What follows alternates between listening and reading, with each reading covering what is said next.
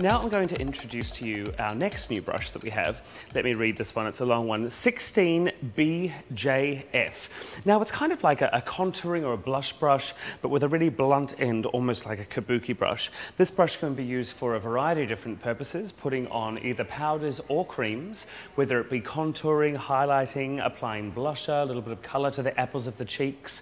I'm going to use it to actually set the entire foundation with our new mattifying powder, and then I'm going to use it to apply a beautiful blue-based pink to the apples of the cheeks. With our beautiful mattifying powders, I like to just pick up the powder and then tap it into the bristles.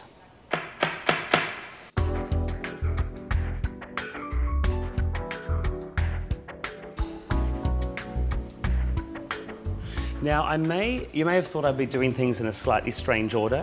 I did things in this order because I wanted to use all of the cream products first and then move on to the powder products. The reason being the creams blend into each other. If you put a powder on top, obviously you can't go on top with a cream later on.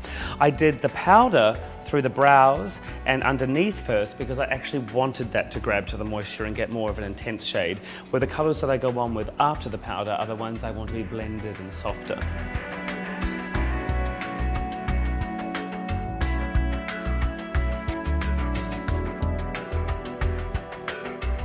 Now, an important thing to remember about the mattifying powder, it is not just a translucent powder to set your foundation, it's a mattifying powder, which means you can use it to mattify anything, whether it be a lip gloss or a lipstick. You can literally double all of the colors of lipsticks that you have in your kit or at home by buying a cream lipstick and then using the mattifying powder on top. It turns it into a matte. The other thing to remember is when you're actually dusting it on the skin and there is a lot of sebum or sweat or moisture, it's actually designed to grab to that moisture and then to almost pill, where you use a brush such as this to buff off any excess. What it's doing, rather than caking on top of the skin and creating a layer, it means that it's actually removing it from the skin so you can brush the moisture away, leaving the perfect matte finish. It's actually designed to give you the flawless, fresh matte, not something really cakey. I'm obsessed with these powders and are finding new ways to use them every single day.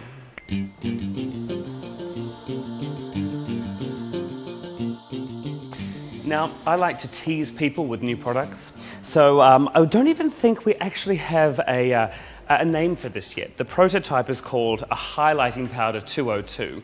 It comes in 5 different shades. There's a peach, gold, rose, I think a lavender, and then a clear. The color I've chosen is the peach. Now, what it actually is the mattifying powder with a slight iridescence through it.